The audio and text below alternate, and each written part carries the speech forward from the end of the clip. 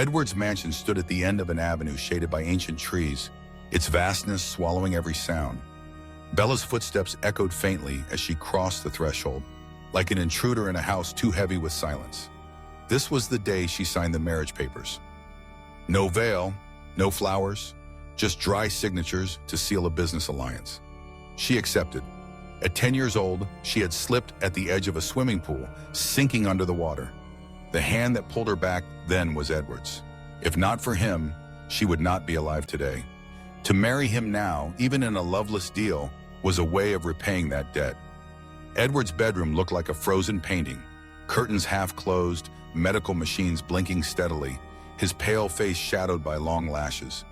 The doctor had said he was in a semi-coma, requiring constant care. Bella did not cry. She simply placed a vase of wildflowers on the table, opened the window to let sunlight in, and began her first day of this forced marriage by reading him a broken fairy tale. Days passed, and Bella found small joys to keep herself from drowning. She redecorated the living room with soft colors, cleared the dusty storage into a reading nook, bought soil and seeds, planted hydrangeas by the front path. Every evening, she told her sleeping husband about the new blossoms, the stray cat visiting the door, or the souffle she failed 4 times before it rose. "I don't really know what happiness is," she whispered once, wiping her eyes with the edge of a towel. "But maybe peace like this is already more than I had before." The mansion slowly shifted.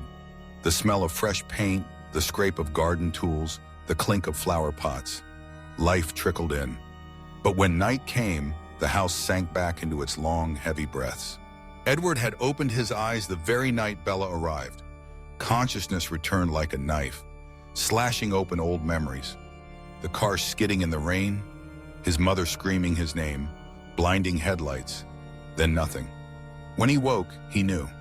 The people he could not trust were his own father, Adrian, and the woman by his side at the funeral, Diana, the financial advisor, her eyeliner black as ash.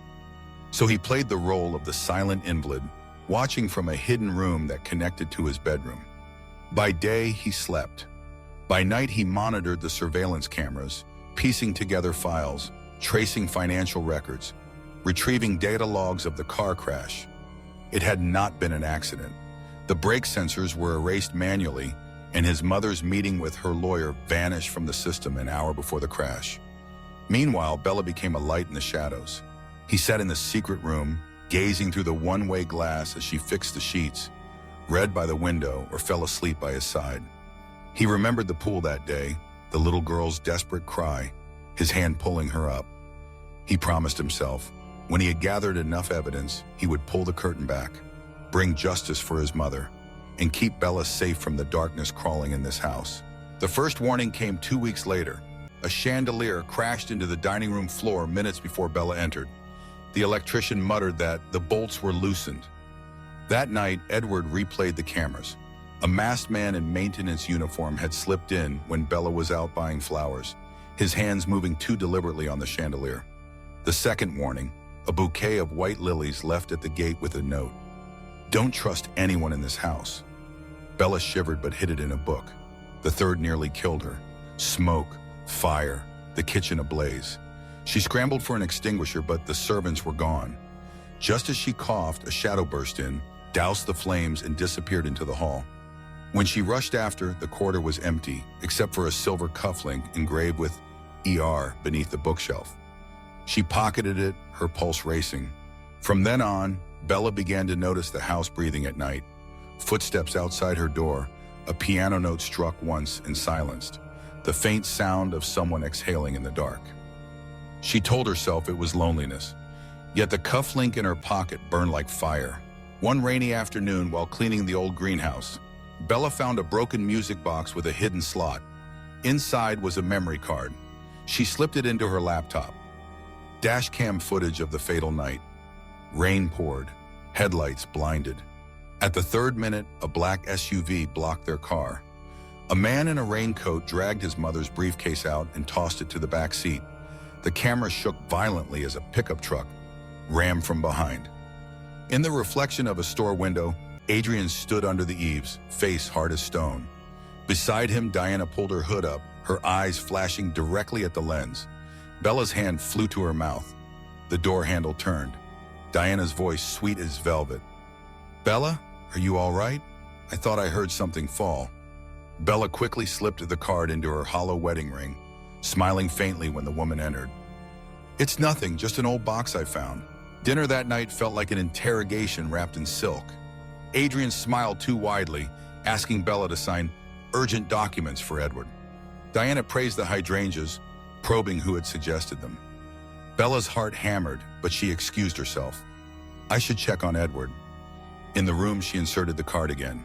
The footage confirmed everything. Her hands trembled. Just then, Adrian burst in, seizing her arm. His eyes swept the room, lingering on the bookshelf concealing Edward's secret chamber. "What are you doing in here?" His voice was low, dangerous.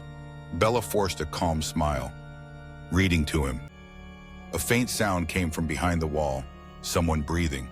Adrian's gaze sharpened. Then, the entire mansion went dark. Thunder cracked outside, and the emergency lights failed. From the blackness came a single piano note, resonant and clear. Then a man's voice, low and calm, slicing the silence. "Touch her and see what happens." Adrian's hand was knocked away. A tall figure stood before Bella, shielding her, his scent of smoke and soap unmistakable.